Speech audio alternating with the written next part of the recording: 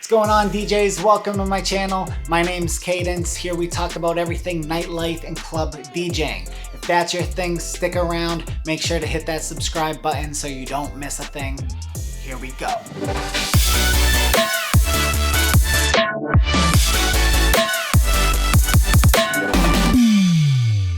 So we're growing every week. You guys are in the comment section asking questions, saying hi. You're on Facebook, you're on Instagram, you're finding me at my socials, introducing yourselves. It's been awesome. But guys, I want to know where everybody's coming from.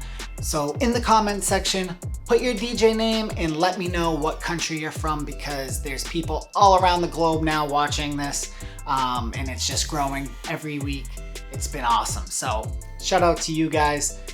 In this video, I want to talk about all the DJ news that's been coming out, because this last month or so has been pretty busy as far as DJ news goes.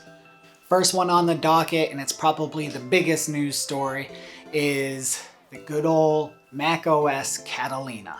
If you are a Mac user, if you especially use iTunes, this is something that you want to pay attention to.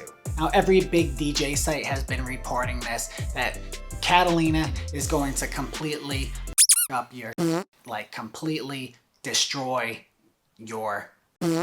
Now, for most of us, this isn't really big news, because with most big operating system updates, you want to wait. That doesn't matter if you're using Mac or you're using PC. With big Windows updates, you want to wait.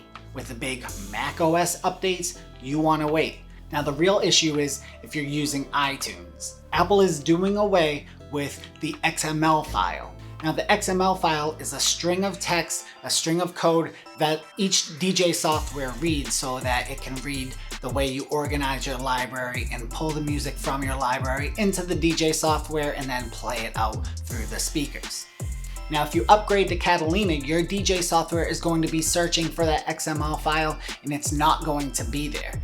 Apple has replaced iTunes with Apple Music, which no longer uses an XML file. However, Apple has given the DJ software companies the information that they need to reorganize their infrastructure so that their DJ software can read with Apple Music. That's only going to take a matter of time before the software companies catch up and update their stuff so that it can read through Apple Music. The moral of the story, though, is to be patient. Let the DJ software companies work out all the kinks and bugs, and then they will let you know when it's safe to update to Catalina. Another thing to take away from this, though, may be not to rely on a third-party software as far as organizing your music goes.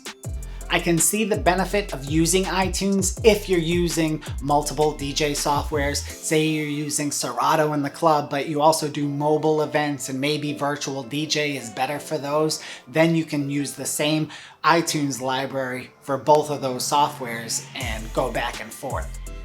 However, if you're just using one DJ software, I personally don't see the benefit of organizing in iTunes and then pulling that into Serato or Rekordbox or Virtual DJ. If you're just using that one software, I personally would just organize my music in the software that you're using. In my experience, the DJ software does just as good a job at organizing your music as iTunes does. I have no reason to organize in iTunes and then have the DJ software talk to iTunes. I just organize my library in folders by month on my hard drive and then drag them in and organize in the DJ software. If you have something that works, you have your music, you have iTunes, you have your DJ software, and then you have your equipment, the less links in that chain, the less chances of something getting broken. So if I can delete one of those links, in this case iTunes or Apple Music, and everything still works the way I want it to, I have more confidence that nothing's going to get broken down the line. In other news, Pioneer DJ just released a documentary. It's about 45 minutes long, called INSTA DJ. In the documentary, they talk about the effects that social media and cell phones have had in the DJing scene. It talks about the mental health effects that having your phone constantly can have on you, whether it's promoting yourself as a DJ or being at a club and festival and showing the world that you're having a great time. Now, I'm not gonna go too much in depth about what I think about it. I really don't think that cell phones and social media is the problem. I think it's more the person using it individually. I think that you should be self-aware about the state of your mental health. And if it's something that you should put away for a while, then that's on you. I would take a deep look into you as a person, not a DJ, not a social media influencer, as a person. Say, does this affect me negatively? And then if so, take the necessary steps to take care of that. Anyway, I'm gonna link the video in the description of this one. And if you have any thoughts about cell phones and social media and how they have a negative or positive influence on the DJ, nightlife, festival culture, please leave your thoughts in the comment section below. Back to DJ software, Virtual DJ 2020 is launched, and even though the name has kind of a negative stigma attached to it as far as being a beginner DJ software goes, its users are crazy about it. I mean, the reliability, the functions that other DJ softwares do not have. Now, I haven't looked too deep into the software. I'm not a virtual DJ user myself, but its users love it. They love it for its features that other DJ softwares may not provide. They love it for its reliability.